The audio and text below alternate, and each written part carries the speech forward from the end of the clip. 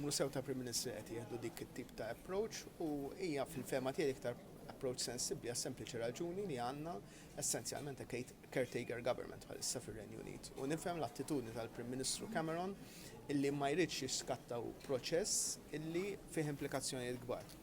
L-ewwel nett jien nillamenta l-fatt li ħafna mid-diskussjoni s'issa u nittama li lejla ma jkunx hekk. Kienet diskussjoni teknika sempliċement fuq dan l-artiklu 5 li hija importanti kemm trid. Ma fil-verità meta tfaċċjat minn din il-kriżi kif naqbad isek mietlek xi ħadd u nflok titkellem dwar x'ħadd għamel wara, qed titkellem dwar id-dettalji mi ħajerfa' tabut fil-funeral. Hekk fil-verità qed inħossha din id-diskussjoni. Naħseb id-diskussjoni li tkun ferm aktar proattiva u what comes next. U diskussjoni politika fl-aħħar mill-aħħar. Issa, fir-rigward imma tal-importanza ta' dal-artiklu u għaliex nemmen il-Prim Ministru Ingliż għamel sew illi ma nvokax għalissa, hija li dan huwa artiklu li qiegħed fit-Trattat tal-Unjoni Ewropea illi kif tintbagħat littra jibda mixi l-arloġġ. Jibda jmixi l-arloġġ għandek 24 xahar, 24 xahar li ma jistgħux jistgħu jitwalu biss jekk jaqblu is-27 pajjiż kollha kemm huma u jekk ma jkunx hemm ftehim fit-tmiem dawk l-24 xahar, il-pajjiż dal-każ ir-Renju Unit joħroġ mill-Unjoni Ewropea bideh vojta, ġifieri ma jkollu l-ebda tip ta' ftehim ieħor jew ta' settlement ieħor. U naħseb li il-fatt li nistgħu nistennew sa ngħidu aħna Settembru li ġej mhijiex ħataqa' d-dinja.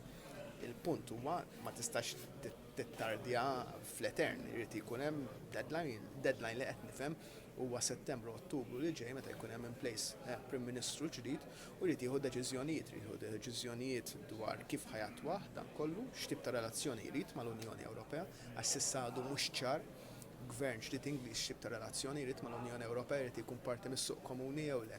Kellna verżjonijiet kontrastanti ħafna.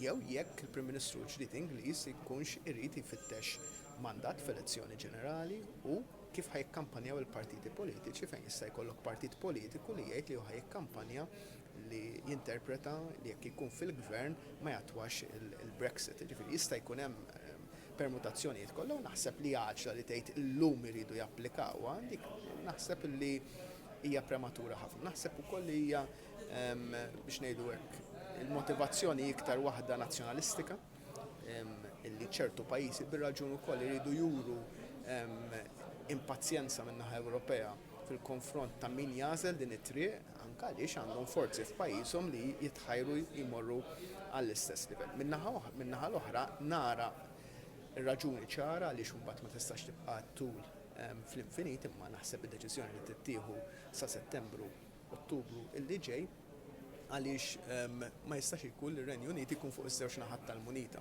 Ma jistax ikun li qiegħed mal-Unjoni Ewropea ma' 28 biex jiddeċiedi x'tip relazzjoni jkun hemm mar-Renju Unit, ma jistax ikun in-naħa l-oħra bħala l-parti l-oħra tan-negozjati. Inti qed tinnegozja mal-Unjoni Ewropea u inti parti mill-Unjoni Ewropea. Biss u ntemma hekk din il-parti nifhem u naħseb li kienet għaqlija d-deċiżjoni ta' David Cameron la darba mhux ħajkompli bħala Prim Ministru li jħalli dawn il-policy decisions maġġuri li ħajinfluwenzaw mhux leġislatura ma jaffettwaw il-futur immedjat ta' pajjiż u anke ta' kontinent għal persuna li ħajkollu l-mandat.